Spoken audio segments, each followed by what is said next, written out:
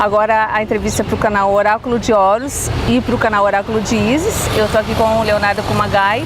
Ele atualmente mora em Manaus, na Amazônia. Aí ele vai estar falando um pouquinho dele, sobre o trabalho dele que ele faz, explicando um pouquinho mais sobre a yoga ou yoga. Tanto faz.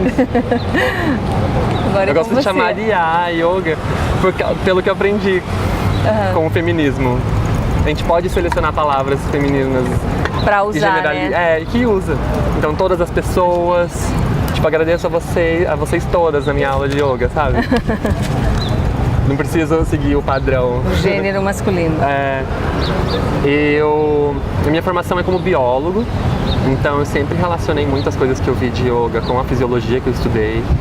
E com o tempo eu fui percebendo, na verdade com muitos professores que passaram, que eu fui estudando, fui percebendo como a gente não precisa entender toda a fisiologia. A gente pode sentir, se você está sentindo, se você está bem, sabe, não tem por que você racionalizar. E daí hoje em dia a minha aula de yoga, quando eu comecei a dar aula, foi dentro do Instituto de Pesquisa. Então eram muitos biólogos e doutores, né? E eu como estudante e tal, queria também mostrar, assim, tipo, meu conhecimento e como eu consigo dialogar yoga, né? Muita gente considera esotérico demais yoga. E não, tem todo um funcionamento do corpo energético, a gente gosta de falar energético. E pensar energia como tudo é energia. Tipo, é o calor, é o frio, é o movimento, é o atrito, é a energia elétrica, é a energia sutil, é aquele carinho que você sente, um amor, é a raiva. Tudo isso são formas de energia, são movimentos. Então, pensando nessas movimentações, a gente não precisa se preocupar tanto, tipo, o quanto que uma postura tá certa ou tá errada, sabe, de yoga. Muita gente leva yoga para você coloca no Wikipedia, ela coloca lá, controle do corpo e da mente. E vem para o que a gente encontra hoje em dia, de mesmo as pessoas que praticam yoga estão surtadas, sabe? São control freaks, a gente fala, né? As controladoras, as doidas do controle. De tentar segurar todos os sentimentos, estar sempre zen, falar calmo, falar bonito. Que é difícil. Respira, relaxa e tá tudo bem. Ajeita o cabelo, deixa tudo, né? Paradinho. Não tem. Não é por aí. A natureza do ser humano é resposta de fluir e luta. Faz parte. Você reprimir isso, tipo, levei uma buzinada, fiquei emputecido com o trânsito, chega em casa, você vai extravasar em algum lugar essa energia. E não precisa ser na sua família, sabe? Então, vai meditar, vai encontrar uma forma de tirar isso de dentro do seu corpo. As nossas dores do corpo são muito relacionadas às dores emocionais. Eu gosto de pensar que o nosso corpo físico é uma construção das nossas emoções. São camadas e essas camadas vão se sobrepondo. Sabe quando o Shrek fala? O Shrek fala que ele é tipo uma cebola, tem várias camadas. Então a yoga vai descascando essas camadas aos poucos. E são pequenos traumas, às vezes não é nenhum trauma, tipo assim, aconteceu uma tragédia na minha vida. Mas é o trauma de você quase ser atropelado no sinaleiro, sabe? De você levar um susto muito grande, uma buzinada. São pequenos traumas que vão ficando impressos no seu corpo. Até porque, no caso, um susto desses, você tem toda uma reação aí de fuga, né, biologicamente falando, que desperta uma série de starts, né, a nível de... desencadeia uma série de reações físicas que você nem percebe muitas vezes. E libera adrenalina, você começa a suar frio, você não entende o que está acontecendo, tem gente que começa a ter enxaqueca. E são todas reações biológicas para você ter que correr na floresta, ter que sobreviver. E hoje a gente não precisa disso, né? A gente pode extravasar isso de outras formas. Tem vários esportes radicais, né? Tem tipo crossfit, coisas que fazem você gastar essa energia. E você também pode trabalhar isso de uma forma muito mais leve, muito mais sutil. Tem yogas que são mais fitness e tem yogas que são muito mais profundos para dentro. Eu gosto de pensar isso, que pode ser sutil e muito profundo a yoga. Não precisa ser super fitness e você vai, tipo, alcançar a flexibilidade, força, a definição do corpo como ao longo do tempo, pensando que você tem uma vida inteira para praticar yoga. Você não precisa definir seu corpo com yoga pro verão, porque você vai ter um corpo saudável até quando você ficar velhinho. É que eu vejo nisso em você, né? Porque eu te conheci, você já tinha uma boa forma e tudo, mas eu vejo que no decorrer desses últimos anos, você parece que alguma coisa mudou. Eu vejo muitas suas fotos, eu vejo assim, é como se tivesse uma outra vibe, né? Eu sinto isso, não sei se realmente teve uma diferença aí. Eu acho que pegou pra mim, foi assim, eu pratico yoga faz mais de 10 anos. E eu fui pra Amazônia fazer meu doutorado. E no segundo ano do doutorado já não fazia mais sentido o que eu tava fazendo. Sabe? Tipo assim, eles vão vender a Amazônia independente de quanto a gente estudar ela. A gente pode estudar o máximo, tentar entender, tentar viver. Hoje eu tento convidar as pessoas para vir conhecer, né? Vem conhecer e experienciar o que é a Amazônia, porque são várias Amazônias, sabe? Cada cidade que você vai é uma floresta diferente. Os povos que habitam lá são diferentes. E essa experiência é única, não tem como ficar explicando, escrevendo artigo científico para explicar mais e mais. Eu acho incrível o trabalho que é realizado hoje, né? O INPA tem um papel muito importante nisso, nessa visibilidade, mas nós como pessoas é muito mais legal você experienciar, você sentir no teu corpo. Estava falando com relação às vivências, às experiências na Amazônia, né? Que eu vejo que existe uma corrente, principalmente das novas gerações, que está indo muito nessa vibe do turismo de experiência. Deixa de ser aquilo de só ir para fazer compras, para você estar vivendo, para você estar sentindo. Tem uma vibe nesse sentido e em Curitiba, não sei se você está sabendo, mas me surpreende o número de jovens voltados para outro tipo de gastronomia, a vegetariana, a vegana.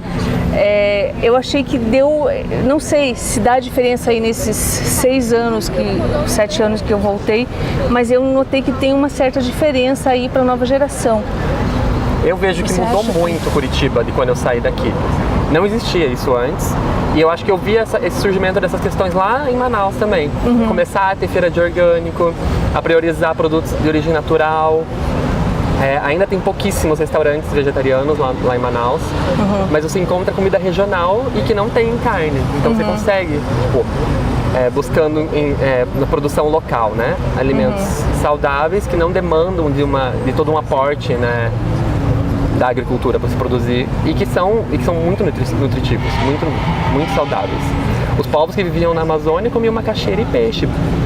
Da onde vinham os outros nutrientes? De todas as frutas que tem lá disponíveis, né? E é surreal você pensar que o que a gente conhece aqui no sul é cupuaçu, pupunha, palmito de pupunha, né? E lá, só que lá você não encontra no mercado, você encontra nas feiras. Então o mercado formal, os grandes supermercados, não entra essas coisas. Vem muita fruta que vem embalado individualmente num plástico, no isopor com plástico filme e transportado via avião, via aérea. Nossa. Sabe, você compra tipo pão-cã via aérea, R$10 cada uma. Abobrinha via aérea, R$10 cada uma. Sendo que você já tem uma diversidade de frutas, de outras frutas lá. que crescem lá naturalmente. Então tem esse movimento das plantas punks, né? Que são as plantas alimentícias não convencionais. O professor Valdeli, ele trabalha lá, inclusive, né? Ele mora lá hoje, dá aula lá. E tem todo o sítio, tem todo esse movimento, assim, é muito legal. Mas é uma coisa recente. Os jovens, eu vejo que eles são muito mais abertos, né? A questão de gênero, por exemplo, a gente vai numa escola, é muito mais tranquilo hoje. O professor ser gay é muito mais normal, né? As crianças se identificam, não se identificam sexualmente mais, né? Mas elas não ficam questionando, até porque a questão de gênero é muito uma coisa da cabeça, da formação posterior. Porque a criança não questiona, você é um ser humano para ela não... Como todo ser humano, ela não vai questionar. E a sociedade vem instituir uma série de padrões que dizem, não, isso é isso. Coloca nas caixinhas, né? Nas caixinhas, né? Por nomes científicos agrupados por espécie, por ordem, por gênero e grau. Foi uma das minhas grandes frustrações com biologia, foi quando eu percebi que sempre a gente busca padrões na biologia. Sempre busca padrões para sistematizar, só que sempre vai ter exceções. E precisa, então, tentar padronizar tudo? Até porque eu participei de um estudo lá na Espanha, onde a série temporal que a gente estudou, uma das maiores do planeta. Se eu não me engano, são 10 anos de pesquisa de movimento da vida num lago durante 10 anos. E é feita a comparação. E simplesmente o padrão que existe é padrão nenhum, padrão aleatório.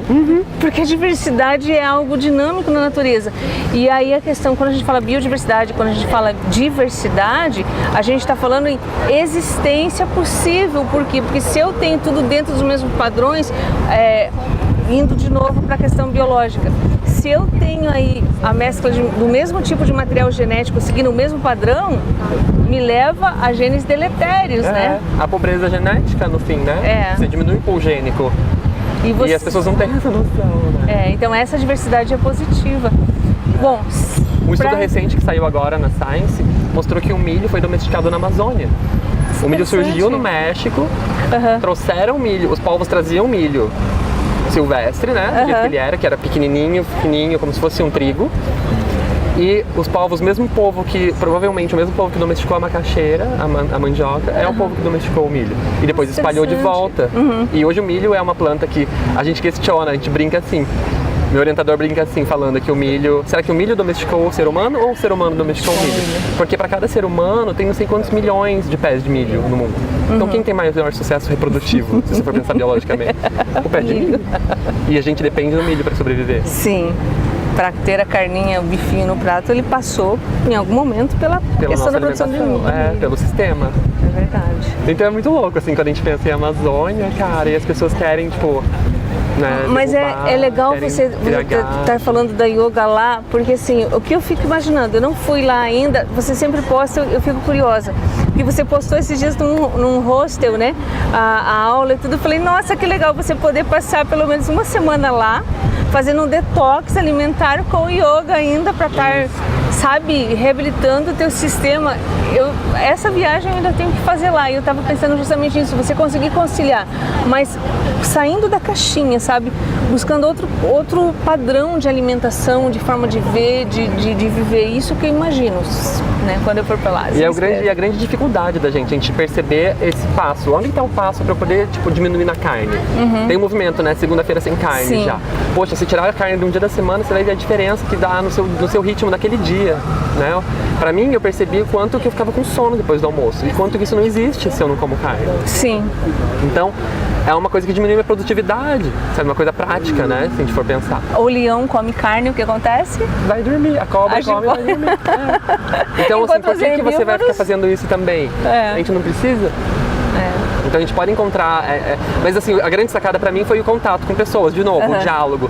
Conhecer uma pessoa que sabia que cozinhava o próprio molho de tomate, em vez de comprar molho de tomate, sabe? Pô, eu posso fazer um próprio molho, então, sem conservantes. Sim. Eu posso encontrar alternativas de proteína nos cogumelos. E às vezes você encontra cogumelos secos que não são tão caros.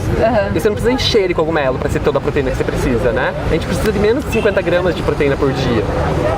Então, na verdade, um prato bom de arroz e feijão, você tem muitos aminoácidos já que a gente precisa. Acho que é isso. Vai começar a chover, então, típico de Curitiba. Eu agradeço a entrevista, as duas, né? Foi bom te ver e assim, nossa, caracas, show de bola. Aí eu tenho um canal também, que faz é aí Kuma Yoga. Eu vou divulgar. Tem esse ursinho que é a logo, Kuma Yoga, do meu sobrenome Kumagai, que simboliza a natureza que habita dentro da gente, que é o ursinho que também volta pra caverna pra se entender, né? Então, vai estar o link na descrição aí dos dois canais. Obrigada pela atenção e até a próxima.